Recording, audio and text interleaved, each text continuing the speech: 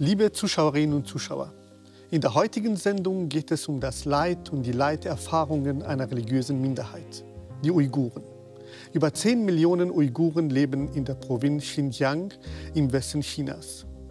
Als muslimische Minderheit werden sie seit Jahren durch die Regierung überwacht, systematisch diskriminiert, gefoltert und in Arbeits- bzw. Umerziehungslagern gefangen gehalten.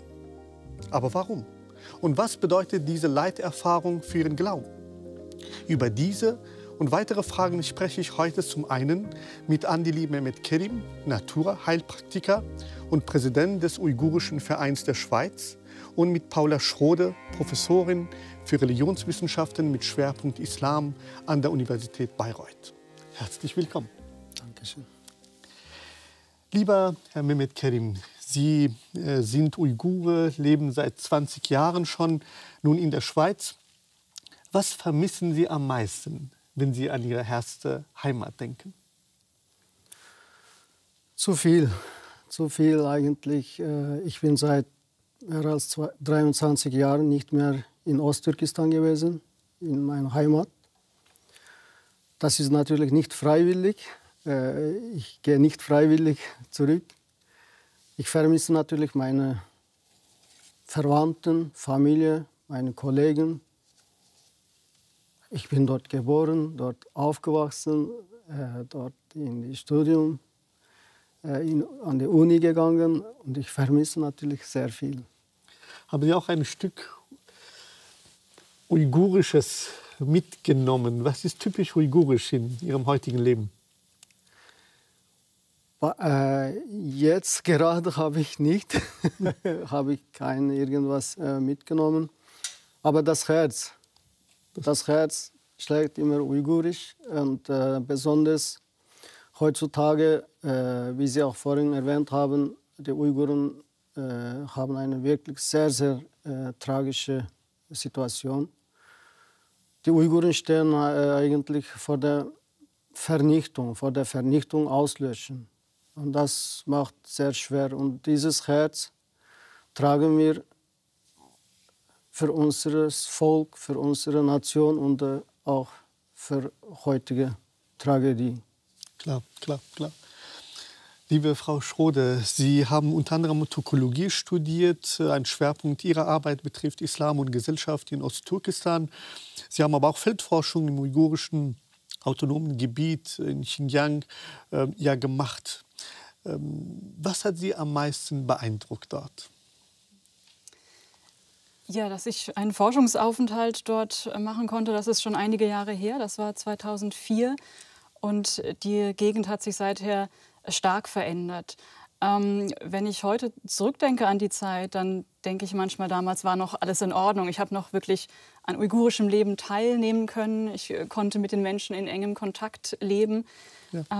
Was heute alles nicht mehr möglich ist. Aber dann, wenn ich zurückdenke und mir auch anschaue, was ich damals für Aufzeichnungen mir notiert habe, dann weiß ich natürlich, dass auch schon damals dieser Konflikt sehr massiv Thema war. Und das hatte mich damals, also das rückblickend erinnere ich diese Zeit als eine Zeit, in der vieles noch viel besser war, in Ordnung war, eine Stück weit heile uigurische Welt. Aber mich hatte damals tatsächlich auch schon beeindruckt, wie stark dieser Konflikt auch in den Alltag der Menschen eingreift und wie sehr auch die Uiguren schon damals in Angst, in Sorge lebten und eigentlich häufig schon damals auch nur eine Perspektive im Ausland gesehen haben. Also sehr viele junge Uiguren haben damals mich gefragt, ob ich nicht ihnen irgendwelche Möglichkeiten aufzeigen kann, wie sie in den Westen kommen, um dort zu studieren. Ja. Sie sagen, was ist so dieses heil-uigurisches Leben? Können Sie so eine Ursituation Ihrer Zeit beschreiben? Naja, unter heilem Leben, darunter verstehe ich, dass man eigentlich zumindest in einem gewissen Maße noch selbstbestimmt sein Leben leben kann, dass man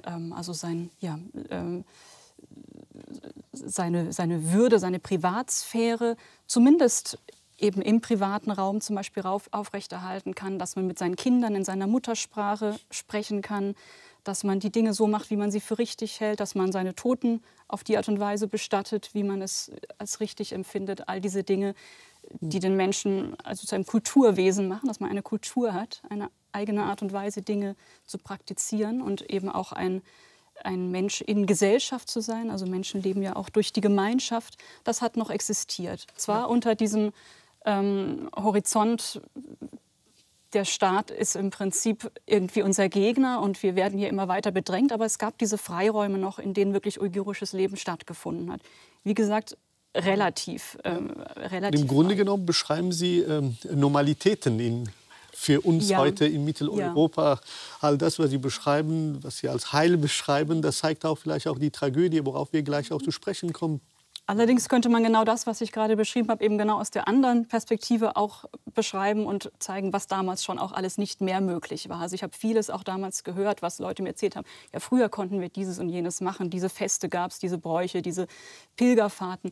Und das ist jetzt nicht mehr erlaubt. Also einerseits, andererseits. 2004 war nicht heile Welt, das wollte ich noch betonen.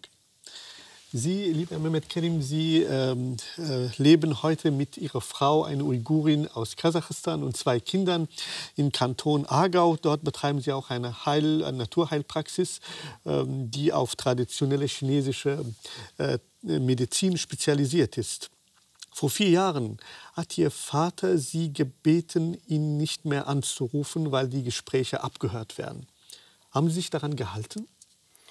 Ja, letztes Jahr wollte ich unbedingt mal anrufen. Man weiß nicht, ob ein Anruf, es gibt sehr viele Beweise, ein Anruf vom Ausland, ein erhaltener Anruf, kann ein Grund sein, so in solche Konzentrationslager zu landen.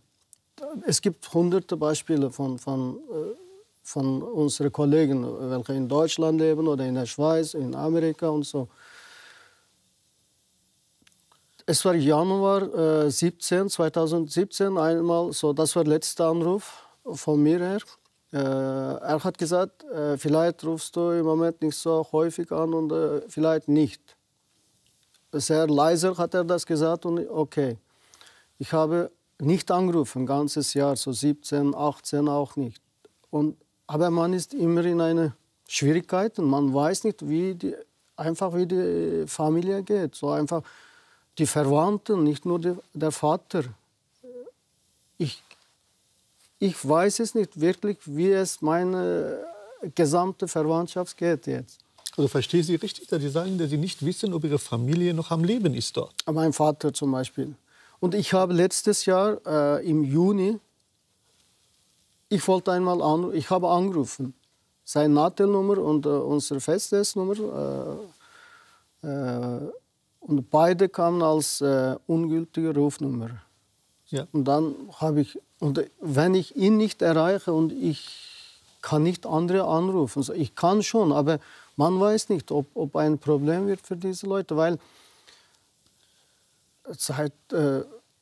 wie Sie vielleicht auch erfahren, so UNO hat 2018 über 1 Million Uiguren festgestellt, dass 1 Million Uiguren in Konzentrationslager inhaftiert sind. Aber seit 2018 bis heute macht China einfach nonstop so inhaftieren. Ja. Es sind darauf kommen wir gleich über 3 Millionen Uiguren.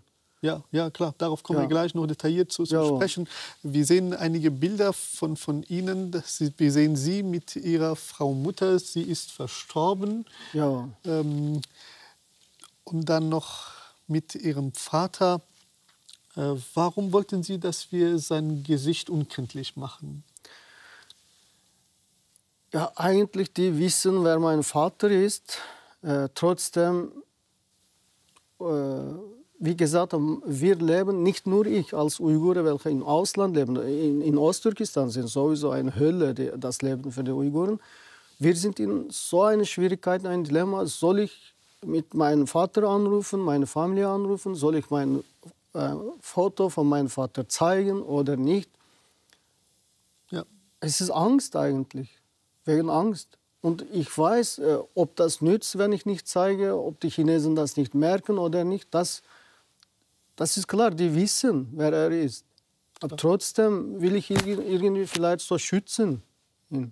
Ja, ich verstehe Sie sehr gut. Oder es ist, wie ich tue, so, als würde Sie verstehen. Das ist etwas, was kaum verstehbar ist, dass Sie einfach Ihr Vater nicht anrufen können, nicht erreichen können, nicht mal wissen, ob er lebt oder nicht lebt. Das ist eine Realität, die uns in gewisser Weise auch herausfordert. Sie haben sich entschieden, in die Schweiz zu flüchten. Darf ich fragen, warum die Schweiz? Warum ich in die Schweiz? So, ich lebte, bevor ich in die Schweiz kam, in Istanbul als Assistenzarzt. Ich habe Humanmedizin in Ürümqi studiert. Danach habe ich meine Ausbildungen bei der uigurischen Medizin und chinesischen Medizin gemacht. In Istanbul war ich als Assistenzarzt im Unispital. Und das war Ende 90er. Und mein Ziel ist natürlich auch mich beruflich weiterentwickeln, aber ich wollte und will das Leid meinem Volk mal bekannt machen. In einem Tag in Istanbul saßen wir ein paar Leute, so Uiguren, so wir sprachen, wer in welchem Land, in westlichen Ländern natürlich. Gibt es uigurische Vereine oder uigurische Gemeinschaft? Macht man etwas oder nicht? Wir haben so gesprochen, in der Schweiz gibt es keinen Verein, eine Gemeinschaft von der Uiguren. Und mein Ziel war und ist, so, ich werde in die Schweiz kommen. Und das ist ein Land, ein Musterbeispiel von der Demokratie, für die Menschenrechte auf der Welt. Und da ist auch UNO-Hauptsitz. Da muss man was machen. Mit diesem Zweck und Wünschen bin ich gekommen. Ja. Dann haben Sie auch einen Verein gegründet oder gab es schon den Verein? Wir haben ja 2000, so vor 21, jetzt bald 22 Jahren, haben wir einen Verein gegründet. Damals waren wir etwa 10 oder 11 Leute hier in der Schweiz als Uiguren. Ja. Mittlerweile heute leben rund um 140 Uiguren in der Schweiz, ganze Schweiz. Wir haben einen Verein gegründet und natürlich das Ziel ist als erstes, uns mal zusammenhalten. Die Leute miteinander unterstützen, von Kultur bis finanziell, bis moralisch, von aller Seiten und auch uns unterstützen, so sich integrieren, etwas lernen, auf dem Boden stehen zu lernen. Das haben wir gemacht und von daher, ich kann sagen, wir haben etwas Erfolg und die Leute haben sehr gut sich so integriert. Was ist Integration? Das ist ein Thema. Also einfach, die leben anständig und viele sind selbstständig geworden, die Kinder hier gewachsen sind. Es gibt 3, 4 Jura studiert haben, Medizin studieren, so mit 13, 14 hierher gekommene uigurische Kinder, Jungen. Von daher sind wir, in der Schweiz sind wir natürlich glücklich. Man fühlt sich sicher. Und von den Aktivitäten, von den Vereinen, dank der Unterstützung von der Menschenrechtsorganisation von der Schweiz Seite, wir haben versuchen, uns etwas bekannt zu machen. Natürlich, die Uiguren waren sehr unbekannt und auch im Moment ist ein wenig das Thema. Aber die Unterdrückung ist nicht seit 4, 5 Jahren. Es ist seit mehr als 70 Jahren. Ja. Und das wollten wir mal bekannt machen, das wollten wir mal die Welt, die Interesse von der Welt mal aufwecken. Weil es ist eine sehr, sehr schwierige Situation. Wirklich, es war immer schwierig, so seit 70 Jahren. Wie wichtig ist die Religionsausübung in der Schweiz? Die Religionsausübung, die Praxis? Religionsausübung, jawohl, hier sind wir ja frei und wenn jemand beten will, kann man beten. Zum Beispiel, wenn jemand Ramazanfest oder Kurbanfest genau, also Fastenfest und so feiern will, kann man und darf man. Wir versuchen auch bei solchen bedeutenden Tagen im Jahr, versuchen uns mal versammeln, aber seit 2 Jahren wegen Corona können wir leider nicht. Aber zum Beispiel immer wenn der osttürkistanische Feiertag, so 12. November, wenn der Nowruz, 21. Rund um diese Tage. Wir also haben Neujahrsfest? Neujahrsfest von der Geografie schon für Mittelasien. Und auch religiöse Festtage wie Ramazanfest oder Opferfest haben wir uns mal versuchen, so zusammen sein. Und, Von der Religionenausübung, hier hat man natürlich nie ein Problem in der Schweiz. Ja, verstehe Sie. Liebe Frau Schrode, Uiguren in Diaspora, gibt es auch andere Vereine? Wissen Sie was dazu, außer in der Schweiz? Schweiz ist ja gerade nicht der Ort, wo die meisten Uiguren gerade sind. Auch in Deutschland gibt es ja auch in Gemeinden. Ja, es gibt einige Vereine. Es gibt diesen uigurischen Weltkongress. Also in Deutschland haben wir in München ein Zentrum uigurischer Diaspora-Aktivität. In den USA gibt es einige. Aber gleichzeitig ist es auch so, dass viele Uiguren eben genau auch Sorge haben, Angst haben, sich politisch zu sehr zu exponieren. Also man hat Angst um die Angehörigen in der Heimat, dass die dann unter Druck geraten, gefährdet sind, dadurch, dass man hier an die Öffentlichkeit geht. Also es gibt auch sehr viel Diaspora-Leben, was bewusst sozusagen im Verborgenen stattfindet. Also ich weiß nicht, ob Sie dieses Thema auch in Ihrem Verein behandeln. Also wie weit gehen wir überhaupt als Uiguren an die Öffentlichkeit? Denn auf der einen Seite ist das ja ganz wichtig, was Sie gerade beschrieben haben, dass überhaupt Öffentlichkeit erzeugt wird, dass das Thema bekannt wird, dass die Welt darüber spricht. China ist nicht irgendwo, wo der Sack Reis umfällt, sondern China ist Teil unseres Lebens als Konsumenten und so weiter. Gleichzeitig denke ich, man kann auch diese Last, über das Thema zu berichten, zu erzählen, nicht auf einzelne Uiguren abladen, die damit sozusagen, also zumindest ihre Angehörigen gefährden, vielleicht auch sich selbst. Also es gibt durchaus auch viele Berichte von Uiguren, die sagen, ich fühle mich auch im Ausland, auch in der Diaspora eigentlich nicht sicher. Also es gibt subtile Bedrohungsgeschichten, die Leute erleben, die auch sehr einschüchternd sind. Also insofern glaube ich... In welcher Form haben Sie einige Beispiele dafür? Jetzt ganz konkret, also ich denke an das, was Mihdigül Tursun berichtet, die jetzt gerade ihre Autobiografie beschrieben hat, die eben auch sagt, dass sie in den USA erlebt hat, Situationen, wo sie das Gefühl hatte, sie wird verfolgt und was auch ernst genommen wird. Also was jetzt nicht irgendwie nur eine persönliche, subjektive Wahrnehmung ist, sondern wo auch die Sicherheitskräfte sagen, ja, wir nehmen das ernst. Also der Arm Chinas ist nicht auf die chinesischen Grenzen beschränkt. Ja. Und insofern, glaube ich, ist es auch sehr wichtig, dass die Gesellschaft insgesamt ihre Verantwortung eben als Konsumenten und auch als Weltöffentlichkeit wahrnimmt, das Thema einfach im Bewusstsein zu halten, weil, wie gesagt, viele Uiguren nicht diese Möglichkeit haben, das alles selbst immer wieder ausreichend zu artikulieren, was da passiert. Ja, klar.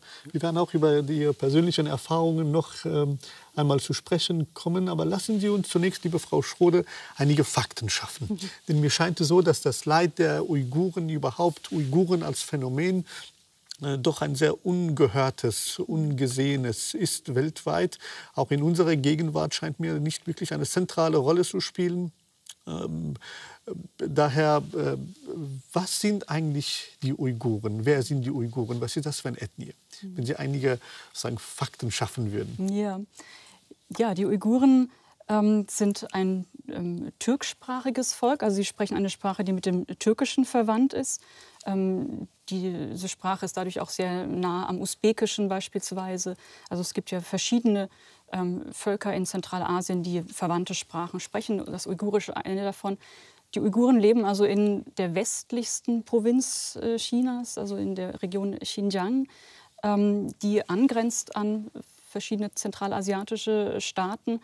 Und sie sind ja Muslime, sesshaft. Also es gibt andere Minderheiten in dieser Region, die auch muslimisch sind, die auch Türksprache sprechen, die Kasachen beispielsweise. Das sind dann die traditionellerweise eher Viehwirtschaft betreiben, nomadisch sind.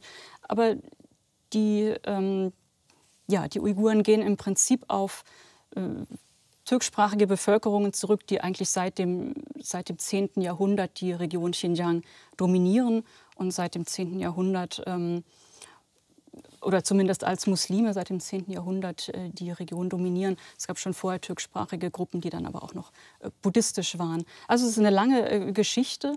Und wenn man erzählt, dass es hier eine türkischsprachige Minderheit in China ist, dann ist häufig das Verständnis, aha, das sind also Türken, die irgendwann nach China eingewandert sind. Aber das ist eben genau nicht der Fall, sondern diese türkischen Bevölkerungsgruppen sind im Laufe der Geschichte sukzessive von Ost nach West eigentlich gezogen, sodass die Türkei eigentlich ein relativ neues Phänomen ist. Aber dort, wo die Uiguren leben, haben Uiguren schon seit haben Türken, sagen wir. Also der Begriff Uiguren ist jetzt relativ neu nochmal entstanden. Aber diese türkischsprachigen Gruppen haben dort seit über 1000 Jahren schon gelebt. Ja, wenn Sie sagen, dass Sie Muslime sind, vielleicht etwas spezieller. Was für ein Islam wird dort gelebt? Vielleicht können Sie etwas noch genauer auf diese religiöse Identifikation eingehen. Ja, also der Islam bei den Uiguren sowie insgesamt auch in Zentralasien ist sehr stark geprägt von sogenannten Sufi-Orden, also von mystischen Orden. Diese Orden sind dadurch charakterisiert, dass im Zentrum immer heilige Persönlichkeiten stehen. Also die werden auf Uigurisch Hoja genannt, also wie Hoja, wie der Lehrer im Türkischen auch. Das sind also spirituelle Lehrer, die gleichzeitig auch zu heiligen Lineages, also zu heiligen Familien gehören, die häufig ihre Abstammung letzten Endes auf den Propheten Mohammed zurückführen. Und diese Persönlichkeiten, ja, die haben in der Geschichte als spirituelle Lehrer fungiert, häufig auch als Herrscher, als regionale Herrscher und werden auch über ihren Tod hinaus verehrt. Also die religiöse Landschaft der Region ist eigentlich stark davon geprägt, dass es überall Schreine gibt, in denen heilige Persönlichkeiten bestattet sind. Und diese Schreine haben traditionell eine ganz wichtige Rolle gespielt im religiösen Leben. Also man verrichtet Pilgerfahrten, man sucht die Schreine auf, wenn man ein spezielles Anliegen hat, meinetwegen auf der Suche nach Heilung oder man hat einen besonderen Wunsch, man möchte ein Kind und bittet den Heiligen um Fürsprache. Also diese Institution der Orden spielt eigentlich eine sehr charakteristische Rolle im traditionellen Islam dort. Das ist mal so ein Beispiel. Ja. Sie können jederzeit widersprechen, was Frau Schrode etwas sagt, womit Sie sich nicht identifizieren können. Schauen Sie, wenn ich es kurz zusammenfasse, geht es einfach um eine Ethnie, eine Volksgruppe, geprägt seit dem 10. Jahrhundert im chinesischen Gebiet lebend, traditionell mit ihren eigenen kulturellen Eigenheiten, aber sehr friedlich, muslimisch, aber sehr spirituell. Das lässt umso mehr offene Fragen entstehen. Wenn es um den Konflikt in der Gegenwart geht, wenn man jetzt die Lage der Uiguren sich heute anschaut, und Sie haben es kurz auch angedeutet, das scheint alles nämlich katastrophal zu sein. Die EU hat im letzten Jahr von Menschenrechtsverstößen gesprochen. Das Uigur-Tribunal mit Sitz in London, wie auch die USA im Namen der Trump-Administration haben der Volksrepublik China 2021 durchaus Völkermord vorgeworfen, während die chinesische Regierung natürlich alles dementiert, alles für Propaganda und Desinformation hält. Lassen Sie uns zunächst einige Ausschnitte vielleicht anschauen. Im Westen von China. Was in Hunderten von geschlossenen Lagern passiert, hat viele Namen. Umerziehung oder Berufsbildung nennt es das offizielle China. Von Unterdrückung, Folter und Vergewaltigung sprechen Augenzeugen. Vieles deutet darauf hin, dass die Menschen in diesen Lagern auch Opfer von Zwangsarbeit sind. China hält ausländische Journalisten konsequent von den Lagern fern. Aber ein chinesischer Reporter filmte heimlich im Inneren eines sogenannten Berufsbildungszentrums vor der Eröffnung. Die Bilder zeigen vergitterte Räume, überall Zugangskontrollen und viele Zellen.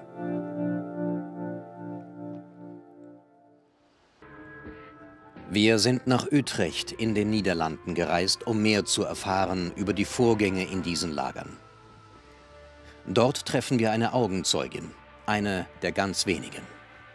Kelbinur ist hierher geflohen, nachdem sie Monate in verschiedenen Lagern verbracht hat. Nicht als Gefangene, sondern als Chinesischlehrerin. Man ließ ihr keine Wahl. Man nennt die Leute in den Lagern Studenten, aber das sind sie nicht.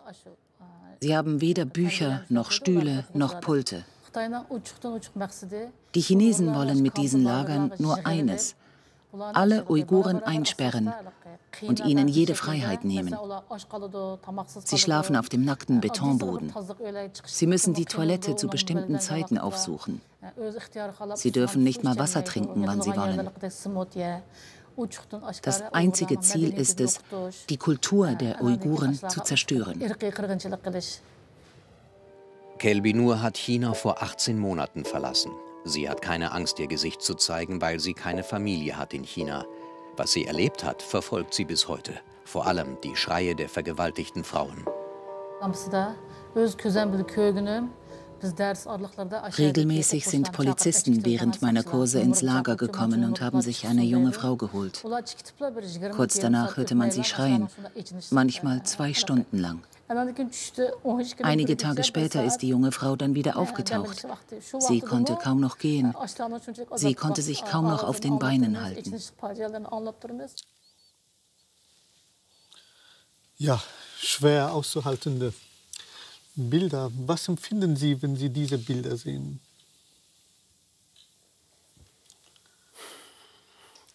Das wahres Gesicht von China, welche wir kennen, die Weltöffentlichkeit noch nicht kennen oder nicht kennen wollen eigentlich.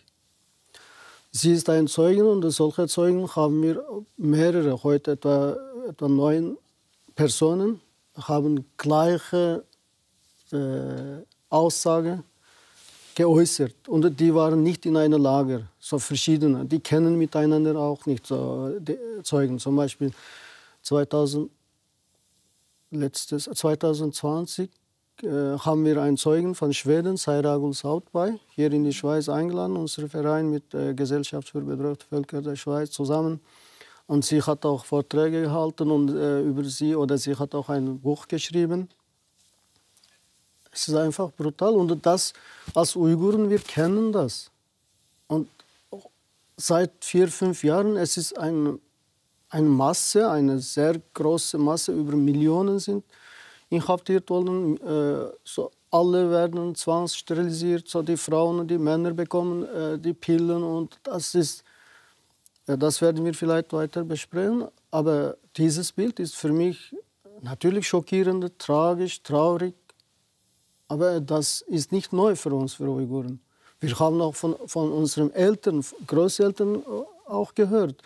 Seit 70 Jahren, wie ich gesagt habe, während der 50er, Entschuldigung, das ist nicht unser Thema, aber nachdem China Osttürkistan annektiert hat, während der 50er, während der Großsprungzeit, haben über 200.000 gelehrte Uiguren einfach da. Es kann religiös sein, einfach Elite oder gelehrte Uiguren wurden dort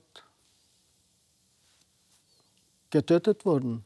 Es gibt, und die Kulturrevolution war sowieso eine Katastrophe von uns. Und 80er, 90er, jede Jahrzehnt gibt es einen Deckmantel für China und die finden irgendein Thema zum Unterdrücken, zum Töten. Sie kenne ich auch persönlich. Ich habe für ein paar Interviews für die Schweizer Medien habe ich übersetzt für Kelbinur Siddique. Einfach schlimm. Ja, ich verstehe Sie. Was ich noch nicht ganz verstehe, ist, was für ein Interesse hat die China, die Uiguren zu unterdrücken. Denn wie Sie auch sozusagen diese Tradition, diese Kultur beschreiben, scheint eine sehr friedvolle, traditionelle, spirituelle Volksgruppe zu sein. Wie können wir die Logik der Sache begreifen? Was haben Sie ein Problem mit diesen? Ja, wie jetzt bekannt ist, die Uiguren gehören kulturell und ethnisch zu den zentralasiatischen Türkvölkern. Und die leben heute als Osttürkistan bekannte Heimatland. Und dieses Land wurde Ende 1949 durch China besetzt, annektiert. obwohl es nach der Besetzung kein irgendein großes Krieg oder Aufstand gegeben hat. Wir Uiguren, wir wollen diese Herrschaft nicht. Und das ist vom Gefühl her, von unserer Aushaltung, von unserer Äußerung, wir wollen diese Herrschaft nicht. Verstehe Sie. Das heißt, es geht durchaus um einen Konflikt, was politisch geprägt ist. Sie fühlen sich einfach falsch beherrscht. Ja. Und gab es dagegen dann Aufstände? Aufstände meistens sind so sehr kleine, solche mit Waffen. Es gibt keine große, wie sagt man, registriert, so dass Uiguren, paar tausend Uiguren oder Zehntausende gegen Chinesen aufgestanden sind, so Krieg geführt hat, so seit 70 Jahren. Ja. Es gibt so lokale, kleine, je nach Maß von der Unterdrückung. Zum Beispiel 1990 wurde in Barin ein kleines Gebiet in Richtung Kirgisistan, wurde dort ein Aufstand gegeben. Und man weiß nicht, wie es rausgekommen ist. Und dort wurde blutig niedergeschlagen. Ja. Seitdem 1900 in Hoten und 1997 in Gulja, ob das für China ein Aufstand ist oder eine terroristische Aktivität ist, das wissen wir nicht. Die Jungen sind auf die Straße gegangen gegen die Unterdrückungen. Zum Beispiel in Gulja 1997 wurden die Frauen während der Ramazan-Zeit, ein paar Frauen haben sich gesammelt und irgendwie über Koran gesprochen oder miteinander so über Religion gesprochen. Die wurden festgenommen. Und die Ehemann oder die Kinder sind am zweiten Tag auf die Straße gegangen und die wurden alle, das ist auch bekannt bei den Medien, über hunderte Uiguren sind auf der Straße erschossen. Im Januar, 5. Januar zerstört.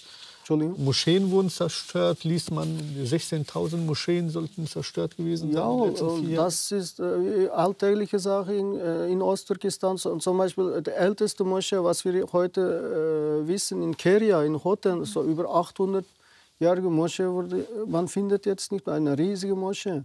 Und auch nicht nur Moschee, so alle kulturellen Spuren für die Uiguren wurden alle zerstört. In Kashgar wurde eine damalige Uni, kennen wir sagen, Hochschule, über 1000 Jahre. Man findet auch Spuren nicht mehr. Ja, ja. Nee, verstehe ich. Frau Schrode, lassen sich hier Parallelen sehen zu den anderen Völkern und Minderheiten, die verfolgt sind? Sagen wir Rohingya, Ahmadiyya oder andere? Oder gibt es ja eine spezifische Form der Diskriminierung und Unterdrückung? Ja. Ja, natürlich lassen sich Parallelen feststellen und es gibt natürlich auch globale Entwicklungen. Also wie Herr Mehmet Karim gerade dargestellt hat, hat das eine lange Kontinuität, die eigentlich darauf gründet, dass eben die Uiguren die chinesische Herrschaft als eine Fremdherrschaft empfinden. Und es hat sich aber in den letzten Jahren da durchaus noch etwas verschoben, was eben auch ein bisschen global vielleicht eingeordnet werden muss. Früher hieß es immer, das Problem ist der Separatismus. Ja? Also eben das ist eine widerständige Volksgruppe, die wollen sich selbst regieren. Sie wollen aus China ausbrechen. Ja? Seit dem 11. September 2001 hat China die Deutung von diesen regelmäßigen Ausbrüchen, also kleineren Aufständen und von diesen Ereignissen, hat China die Deutung verändert und spricht seitdem eben von islamischem Terrorismus, von Dschihadismus und versucht all diese eher punktuellen Aufstände in einen Zusammenhang zu bringen. Und von chinesischer Seite heißt das, dass im Prinzip hier ein Netzwerk aktiv ist, ja? ein dschihadistisches, islamistisches Netzwerk, das diese Aufstände koordiniert. Also tatsächlich haben wir in den 2010ern noch mal eine ziemliche Häufung von Anschlägen gehabt, auch durchaus von gewaltsamen, sehr blutigen Anschlägen durch Uiguren, die aber eigentlich in den allermeisten Fällen wohl eben lokal zu verstehen sind, aber das chinesische Narrativ dazu ist, das ist hier ein Netzwerk, ein Netzwerk, was zerschlagen werden muss. Und das können wir nur zerschlagen, indem wir sozusagen massiv, also extrem repressiv vorgehen. Und gleichzeitig hat man sich da eben eingegliedert in diesen globalen Kampf gegen den Terrorismus. Und somit hatte man eine Legitimation für das Vorgehen. Ja? Also der Konflikt ist sehr alt, aber auf einmal entstehen für China ganz neue Möglichkeiten, das zu legitimieren und auch zu kaschieren, was da eigentlich passiert. Also, und China hat ja auch sehr viele Partnerschaften mit muslimisch dominierten Staaten, die sich dann durchaus da als Partner auch verstehen. Ja? Also wir haben ja alle dieses Problem mit dem islamischen Terrorismus. Natürlich helfen wir dann China auch, wenn es darum geht, zum Beispiel Leute auszuliefern und so weiter. Also dieser Krieg gegen den Terror ist hier in ganz fataler Weise ein Feigenblatt auch geworden. In der Tat, und das kennen wir auch aus anderen diktatorischen Staaten, die eben mit dieser Rhetorik sich natürlich einen Freiraum geschaffen haben. Und zugleich scheint mir auch diese Janusköpfigkeit, diese Doppelgesicht China, auch wenn es um Religion und Islam geht, auch sehr deutlich sichtbar zu sein. Wenn wir allein schon an den Bildern im Sommer denken, dass die chinesische Regierung einer zu den ersten Regierungen gehörte, die nach der Machtergreifung der Taliban in Afghanistan ja ihre gemeinsame Zusammenarbeit signalisiert haben. Pressebilder waren nach einigen Tagen bereits schon im Umlauf. Und sie haben großes Interesse, mit den Taliban auch weiterhin zu arbeiten, die im Grunde genommen ja nicht nur religiös, sondern hyperreligiös und nicht nur fundamentalistisch, sondern auch militant sind. Insofern ist das auf jeden Fall ein Widerspruch, nicht allzu schwer zu sehen. Mich interessiert insbesondere in Ihrem Zusammenhang, wir befinden uns in einer Sternenstunde Religion, was all das mit Ihrem Glauben macht. Sind Sie der alte Andili, der einst in Xinjiang gläubig war, in die Moschee gegangen ist, an einem guten, gütigen, barmherzigen Gott geglaubt hat? Und dann 20 Jahre später sind Sie in der Schweiz. Ist alles religiös heil geblieben bei Ihnen? Religion ist, ja, wir kennen alle, Religion ist eine Sache für die Gerechtigkeit, für gute Tätigkeit unter uns ist. Und wenn wir über Anschläge, so, welche in vor 12 Jahren oder so in 1-2 Jahren so passiert war in Osttürkestan durch die Uiguren, das ist sehr fragwürdig. Das muss man wirklich gut untersuchen, ob die wirklich Uiguren waren, ob ein Uigure vor Gericht das akzeptiert oder so zugegeben hat, ob das gemacht hat. Alle wurden plötzlich erschossen. Und meistens Anschläge waren gegen die Polizeistation. Die Uiguren nahmen in der Hand die Messer und Stöcke, die rennen zur Polizeistation. Die werden erschossen. Und das ist die Anschläge. Und zweitens, ob da wirklich die Religion als Ursache liegt oder nicht, das ist auch eine Frage. Anfang 2000 haben die Chinesen 10.000 uigurische Jungen, besonders Mädchen, als Billigarbeitskräfte nach Innerchina angefangen zu deportieren.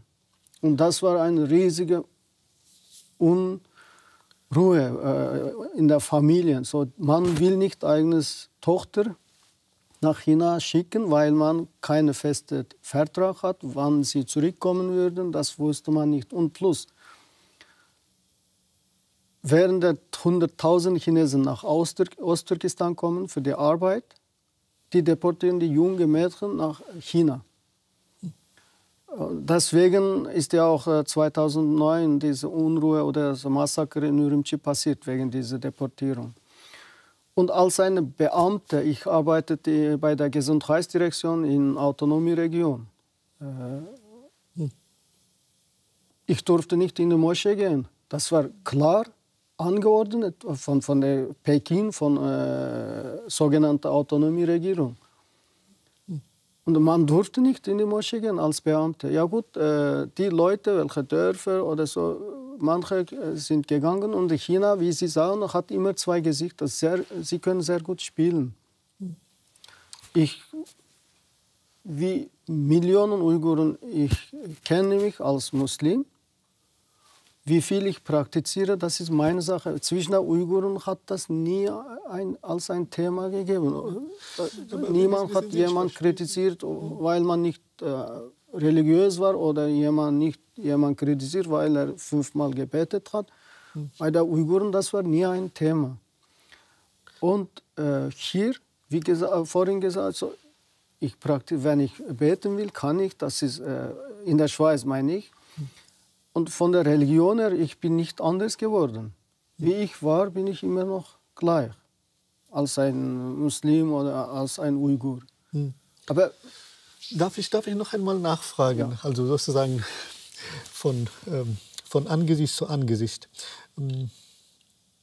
Was muss noch passieren, damit wir uns eingestehen, es gibt diesen Gott, den wir uns so gerne vorstellen, nicht? Diesen lieben, gerechten, barmherzigen Gott, der immer eingreift, der immer für uns da ist.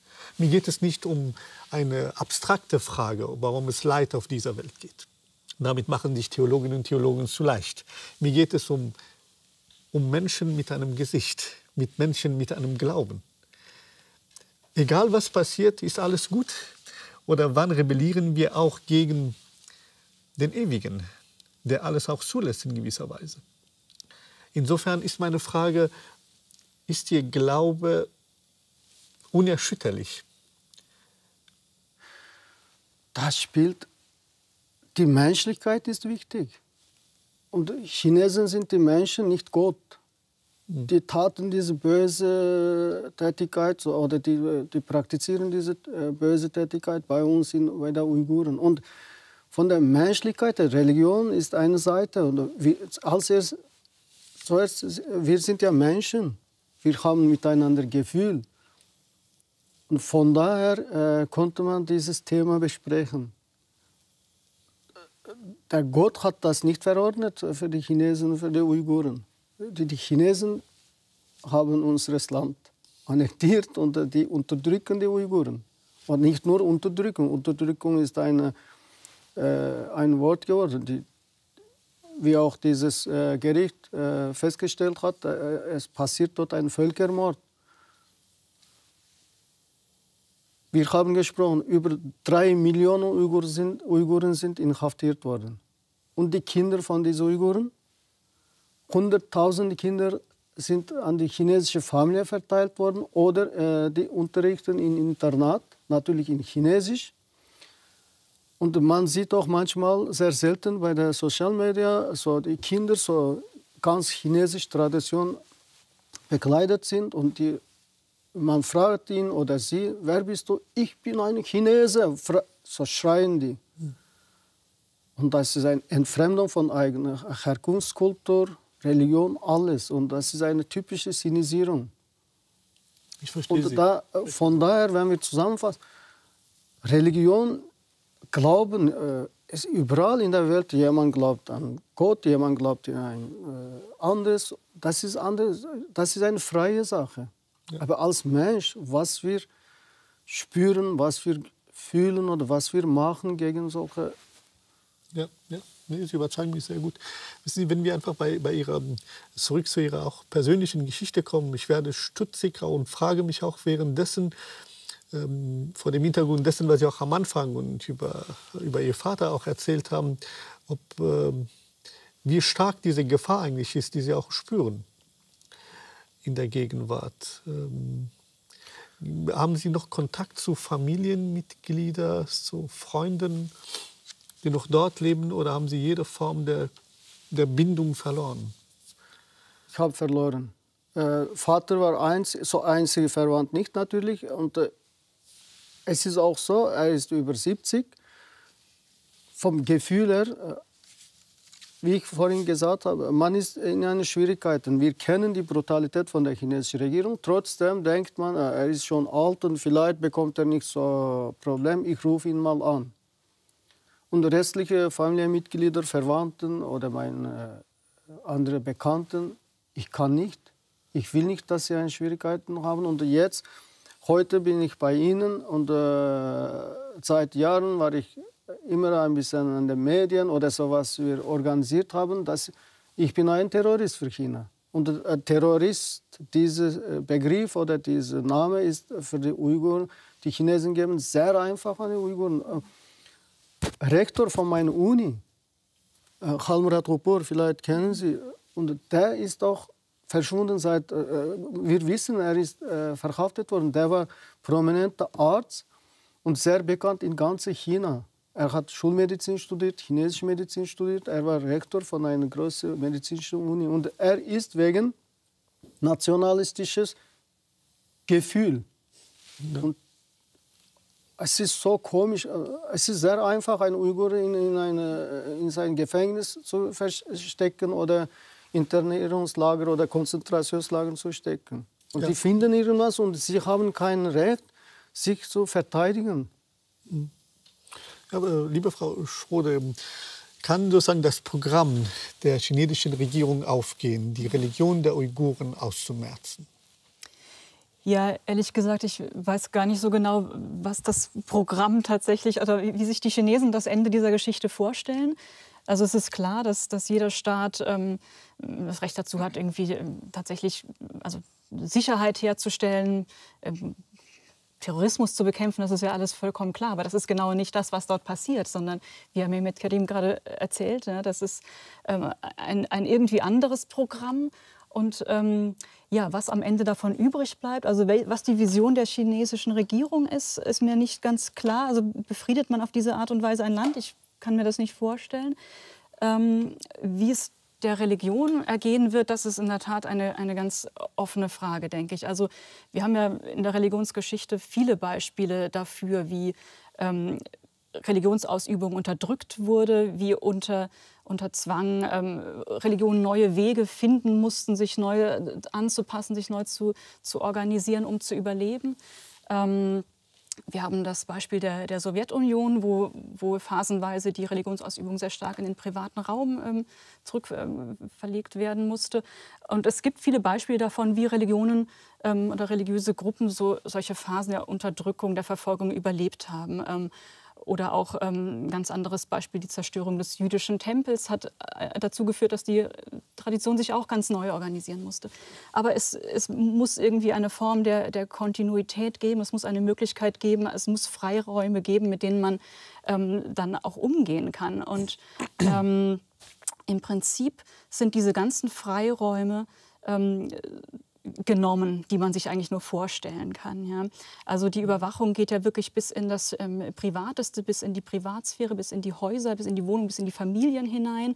Da werden soziale Beziehungen zerstört, auch intergenerationale Beziehungen. Also man kann eben nicht ohne weiteres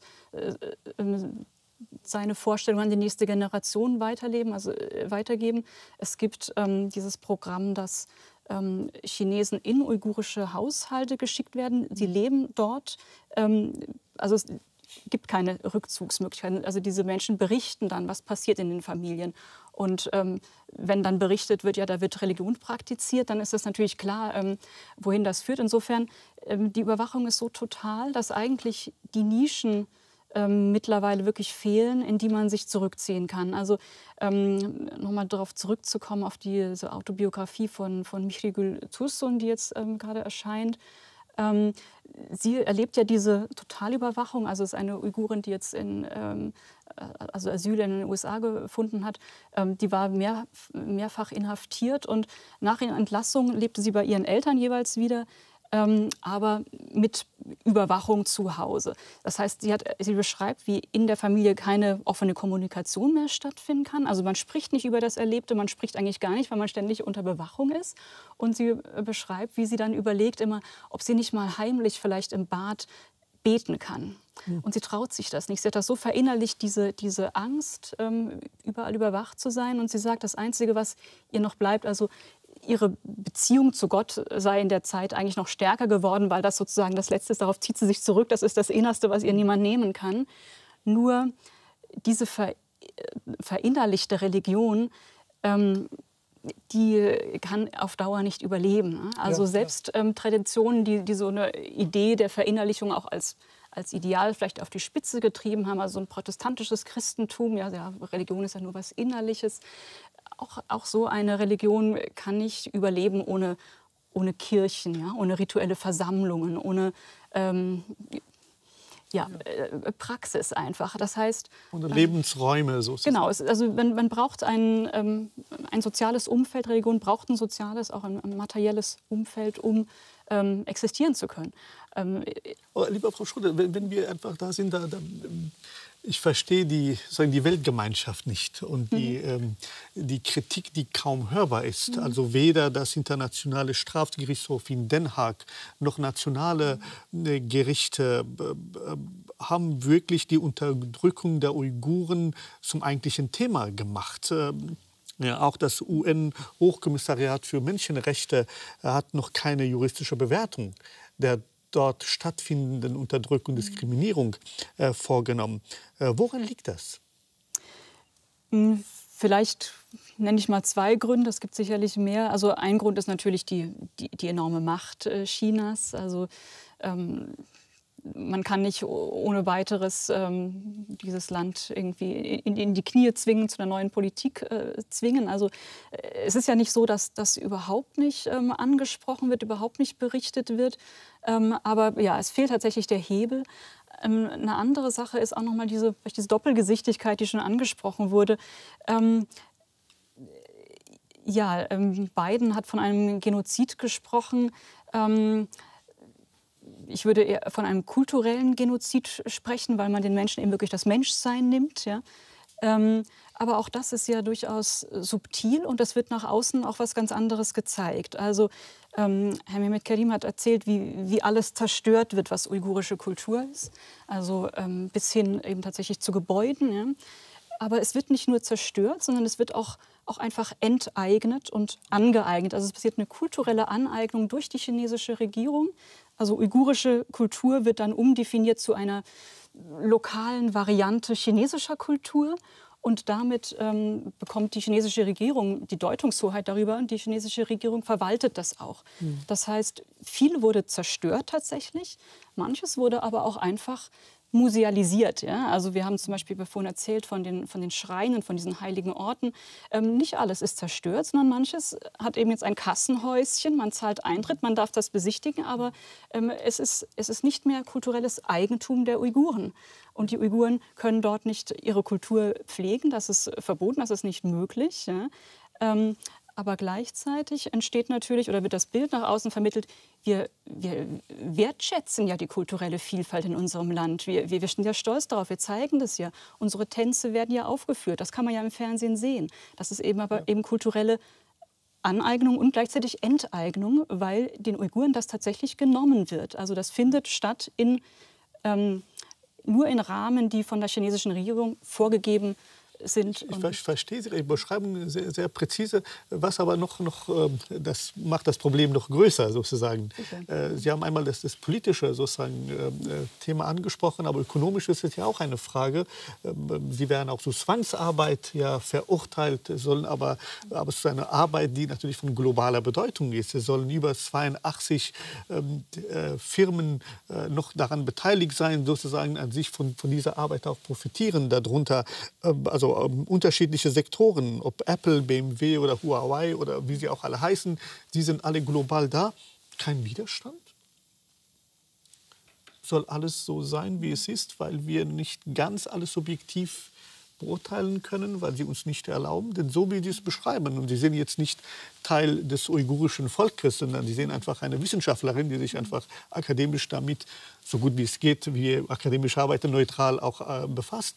Und Sie kommen zu Ergebnissen, die einfach nicht so sein dürfen vor dem Ohr der Weltgemeinschaft. Sie Mehmet Kerim, Sie haben die Schweiz als Ihre Wahlheimat auch schön beschrieben. Was tut eigentlich die Schweiz dafür konkret gegen das Schicksal der Uiguren? Nur zu kleine Ergänzung zu Genozid. Dieses Gericht in London haben fast alle Zeugen so gehört und plus mehrere tausendseitige Belege durchgeschaut. Und sie haben diesen Völkermord einfach vorgeworfen, weil die Chinesen zwangsmäßig die Uiguren sterilisieren. Es ist neben der Kulturgenozid, es ist ein ethnischer Genozid eigentlich. Ja. Und das hat wirklich eine sehr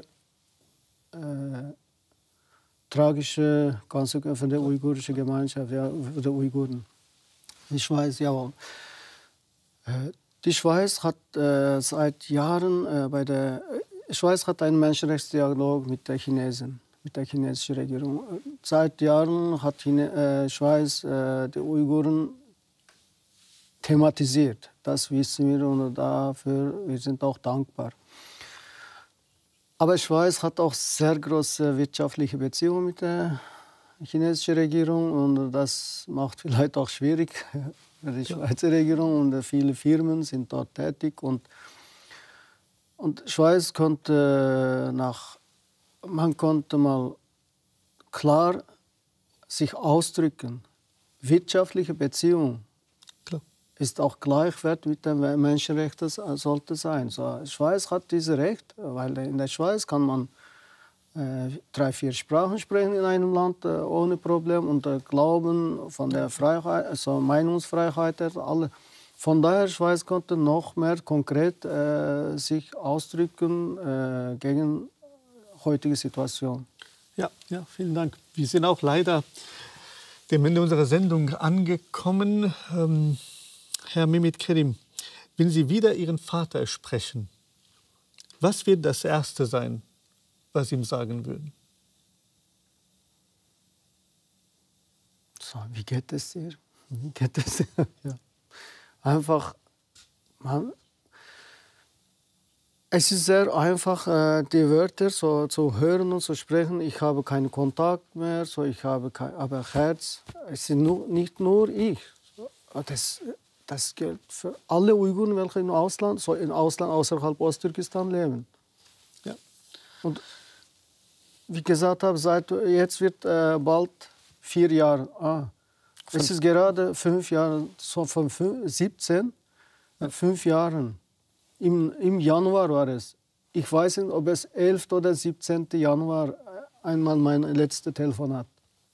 Ja. Seit 5 Jahren habe ich keinen Kontakt mit meinen Eltern.